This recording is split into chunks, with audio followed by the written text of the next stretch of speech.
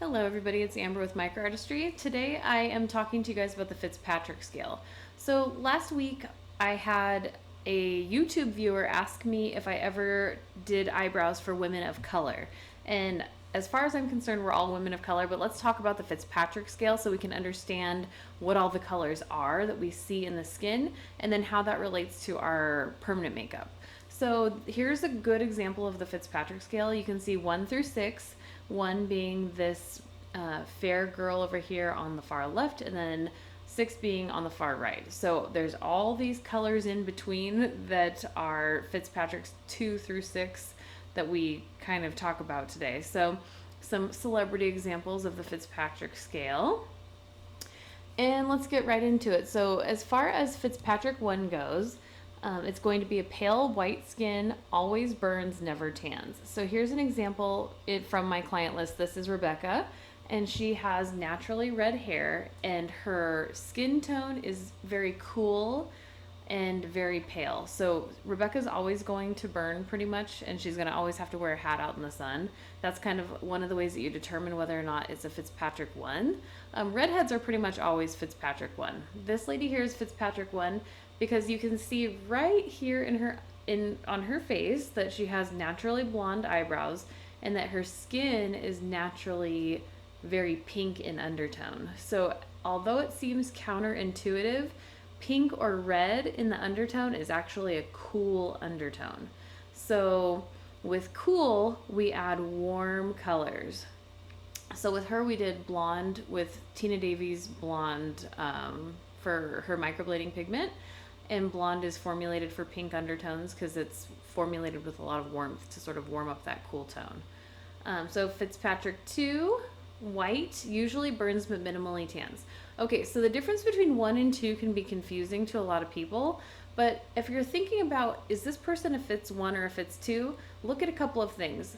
For example, on my client, you're gonna see that she has more beige in her skin than pink. So as we warm up in tone throughout the Fitzpatrick scale, that's how we determine like whether or not it's going to be a 2 versus a 3, a 1 versus a 2, plus what's her natural hair color. So I always ask people what your natural hair color was, even if she colors her hair, and then look at her brow color and determine whether or not she's a 2 by determining whether or not her hair is naturally brown on the eyebrows or naturally blonde or naturally red.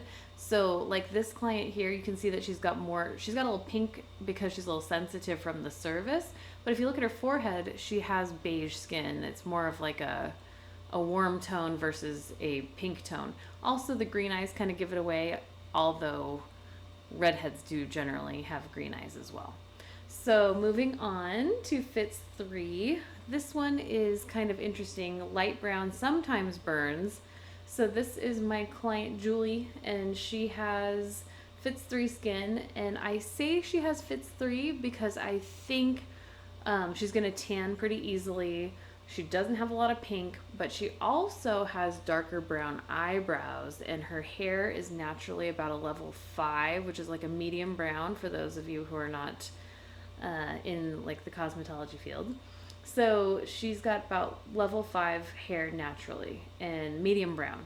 So this client as well, I chose her for Fitz 3 because of her darker brown eyebrows. And I do see she has some pink, but it could be sensitivity from the actual procedure because these people are all just done from the procedure. And then moving on, this client, I would consider her more of a 3-4. You can tell that she's a lot warmer, like there's a lot more golden in her skin tone. And so we chose a warm brown powder brow for her as well. But, you know, she'll probably tan if she goes out in the sun. She's probably going to tan, plus her hair is a lot darker. And then moving along, this client here is definitely a 3 because of her skin tone. But 3s are kind of interesting. They can go from like light brown hair to dark black hair, and they're still a 3. It's just the skin tone. So just check out the undertones and check out the color of the skin when you're trying to figure out whether or not they're, you know, a 3 versus a 2. Also eye color. This client as well, she is someone that I would consider a 3, although I did choose a darker color for her because her natural eyebrows are like black pretty much. You can see that her hair is like a level 2, which is one of the darkest. So then we're moving on to Fitz 4. So moderate brown, minimally burns, and always tans. So here's my client Deja. She's definitely a Fitz 4. As you can see, we're warming up in the tones of the skin. This is becoming more golden and caramel and all of those beautiful tones that we have in our skin, you know? So this client as well, that's Vanessa. And so this is a nice powder brow on her. And how do you determine whether or not you're going to do a powder brow versus microblading? That's a whole different video, you guys. So if you guys are interested in this education and you want to learn more, consider taking my online class. So then this is another client, again, Fitz 4. You can see how she's golden in her undertone, and she's naturally going to tan if she goes out in the sun. Same for her, Stephanie. She got sort of a combo brow with some shading and microblading, and an eyeliner touch-up for her old eyeliner. And so then moving on to Fitz 5, dark brown skin, rarely burns, but profusely tans. So this client here, I would almost consider her a 4 or 5. I'm not going to say she's a full 5, but if I had to classify her, I would say 5 over 4, because we know for a fact that she's going to be always brown, always going to tan more, you know, and she's got dark hair naturally. And this client is definite 5 for sure. Warm, golden tones, always brown, will tan more, etc. Dark hair.